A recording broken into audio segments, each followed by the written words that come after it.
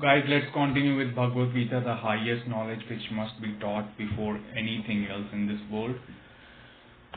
No, there is no devil, and if Satan is visible to us, then somewhere there is a fundamental mistake on our part. The religious person is unable to see the devil. God is the only one, and the unconscious, from where one finds scientific truth or religious truth, is the door to God. If we slowly delve deeper into it, something definite may come into our mind.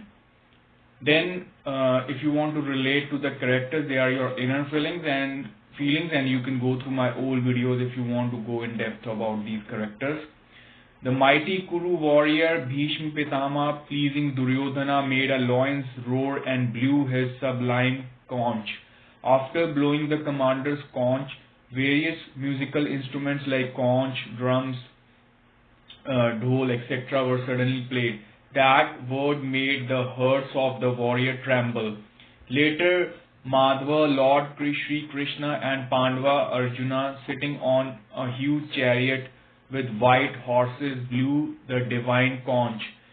Rishikesh, Lord Shri Krishna gave Panchajanya conch, and Dhananjaya Arjuna gave Devdutt conch. Bhim, who had done terrible deeds to the people, blew the great conch called Pondra. Kunti's son King Yudhishthira gave a conch named Anant Vijaya. Nakul and Sahadev blew conch shells named Sughosh and Manipushpak. Conch is like a ancient Indian device kind of thing that was blown before the war starts in order to give a kind of announcement. So there was a question that was asked, Lord, Krishna blows the conch in response to Bhishma's deafening conch sound. So can his conch sound be called a reaction instead of action? In this first chapter of Bhagavad Gita, Krishna's blowing of Panchajanya conch or Arjuna's blowing of Devdutt conch, does this have any other meaning than a proclamation? Is Krishna's conch sound a reaction to Bhishma's conch sound? It has been asked so. No, it is just a response, and through the sound of the conch there is only a response, not of a war, not of a fighting. Though the sound of the conch, there is only acceptance of the challenge. Whatever challenge he brings, whatever challenge he shows, wherever that challenge takes him, it is accepted. It is useful to understand this acceptance a little. Life is a challenge every moment, and the one who does not accept it dies while still alive. Many people die while still living. Bernard Shaw used to say that people die long ago and are buried much later.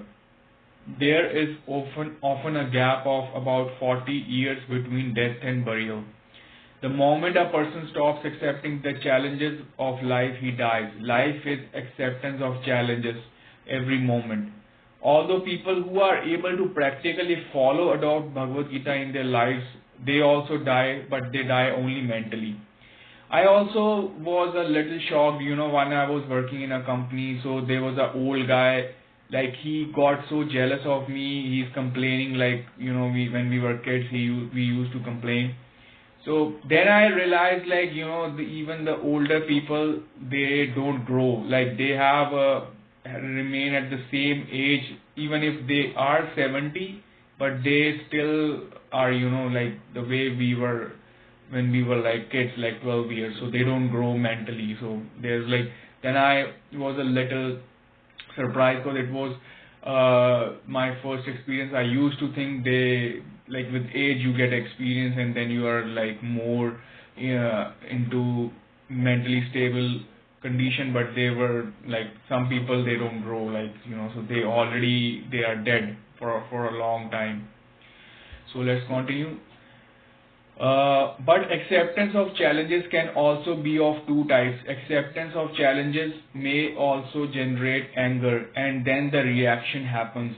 And the acceptance of challenge can also be filled with joy, excitement, and there is a reaction. It is worth noting that when Bhishma blew the conch, the world word is that with joy and making the warriors happy. Joy spread due to the sound of his conch shell. Happiness spread due to that conch sound. That's an acceptance. What life is showing is that even if there is a war, there is acceptance of war also. Wherever life takes us, even if it is a war, this war is also accepted. Certainly it deserves a response, and behind Krishna and Pandavas blow their respective conch shells. Here also it is worth thinking that the first conch sound is from Kauravas. The responsibility of starting the war lies with the Kauravas. Krishna is just responding. There is a response from the Pandavas. If there is war, they are ready to respond to it. There is no instinct for such war. Pandavas can also play first. No, but only the Kauravas will take this much responsibility, the responsibility of dragging them into the war. The start of the war is very symbolic. One more thing to be noted in this is that Krishna starts the reply. If Bhishma has initiated, it is not fair to make Krishna ready to answer. It is appropriate that those who are warriors must be ready for war. Krishna is present there only as a charioteer. He is not a warrior. He is not even come to fight. There is no point in fighting. The commander from the Pandavas' side show answer by blowing the conch. But no, it is very important that the answer to the conch sound is initiated from Krishna. This symbolizes that Pandavas are not ready to consider this war as more than just an obligation imposed by God. They are ready for the call from God. They are ready to fight only as God's instruments. Therefore, this response of acceptance of war has been given by Krishna. It is right, it is also right to lose after fighting with God. And it is not right to win by fighting against God. Now even defeat will be joy. Now even defeat can be of joy. Because this fight is no longer Pandavas' own. It is in form rather than from God. But this is not a reaction, it is a response. There is no anger in this. If Bhima had played this, there could have been a reaction. If Bhima had answered this, it would have been in anger. If this answer has come from Krishna, then it is a joyful acceptance that it is okay. If life has brought us to a point where war is the only outcome, then we leave ourselves in the hands of the gods. Like I would say, after Bhagavad Gita, you will realize that wherever Krishna is there, even if you lose, you are still winning. That's my answer. So even if you feel you're losing, but in actual, you will find that was a virtual thing, and in reality, you're already winning. Kashipati, the great archer, Shikhandi, the charioteer, Drishtadyumna, Virata, Satyaki, son of the undefeated Shalak, Earth Lord, Drupad's son, mighty armed Subhadra's son, Abhimanyu, all the above warriors blew different conch shells. The great sound created by the Panchjanya conch shells, filling the sky and the earth with echo, mixed with the words of the entire conch shells, pierced the hearts of Dhritarashtra's sons, relatives and soldiers. Rajan, at the time of firing the weapons, seeing the soldiers of Dhritarashtra's side gathered for the war, Arjun himself picked up his bow and said this sentence to the Lord. Arjun said, O Lord, from where I can observe all these warriors who are desirous of war and therefore ready for war, to know with whom I should fight in this battle. So take my chariot and stop it in the middle of the both armies' division, so that I can observe the opponent side carefully. So here it shows that Arjuna wanted to observe first before going to the war. Arjuna prays to Krishna to see those with whom he has to fight. In this, it is appropriate to understand 2-3 things. Firstly, Arjuna saying that I should see those with whom I have to fight, take me to such a place and make me stand there, indicates one thing, that's for Arjun. War is a responsibility that comes from above. From within Arjuna there is no such call. It is a compulsion that comes from above, not an instinct that comes from within. War is a compulsion, a helplessness. He has to fight, so he is asking with whom I have to fight. I should see them. Let me see who has come eager to fight, who are ready for the war. The man who himself is ready for war does not care whether others are ready for war or not. The man who himself is ready for war is blind. He doesn't see the army, he projects the enemy. He does not want to see the enemy. Whatever he sees is the enemy. He does not need to see the enemy, he creates the enemy. He imposes the enmity. When there is war within, an enemy is created outside. When there is no war within, then one has to investigate who is eager to fight, curious.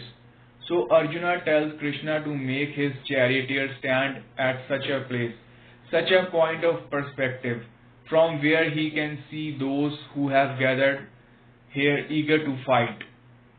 Secondly, the first rule of war is to properly identify the person to be fought. Whoever has to fought, to recognize him properly is the first rule of war. The first rule of all wars, no matter how they are related in life, is to identify the enemy, internal or external. And only those who can correctly identify the enemy can win the war. Like later you will realize there's no enemy outside, there's only the enemy that you are yourself your enemy from inside. Like later you will learn it from Bhagavad-Gita. That is why generally the one who is eager for war cannot win, because the enemy is so surrounded by the smoke of the thirst for war, that it becomes difficult to recognize the enemy. The eagerness to fight is so great that it becomes difficult to recognize whom one is fighting with. And if we do not recognize the one with whom we are fighting, then the defeat is already certain. So, therefore, as much peace is needed for victory as it is at the moment of war, so much peace is not needed at any other moment. At the moment of war, the feeling of witnessing is needed more than at any other moment for victory. This Arjun is saying that now let me be a witness and see who is going to fight. I should inspect them, observe them. This is a bit thoughtful. When you are angry, observation remains minimal. When you are angry, the ability to observe is completely lost. And when someone is angry, then more observation is needed. But the interesting thing is that if there is observation, there is no anger. And if there is anger, there is no observation. These two cannot happen together. If a person becomes eager to observe in anger, the anger will disappear. This Arjuna is not angry. That is why he is able to talk about observation. This is not a matter for anger for Arjuna. As if the war is outside, not touching inwards anywhere for Arjuna. He wants to be a witness and see who has come to fight, who is eager to fight in this war. This point of observation is valuable, and whenever a person goes into any war, whether with the external enemies or internal enemies, then observation is the first formula. Right observation is the first formula. If one has to fight the internal enemies, then right observation is the first formula. So you have to remember this. Check carefully first with whom you want to fight. If you want to fight anger, then look at anger. If you want to fight lust, then look at lust. If you want to fight greed, then look at greed. Even if you go out to fight, first check very carefully who you are fighting with. Who is that? Its complete observation is possible only when one has the ability to be a witness. Otherwise, it is not possible. So Gita is now getting closer to beginning. Gita's stage is ready, but looking at this sutra, it seems that even if further Gita is not known, a person who understands observation can say even on this sutra that Arjuna will find it difficult to fight.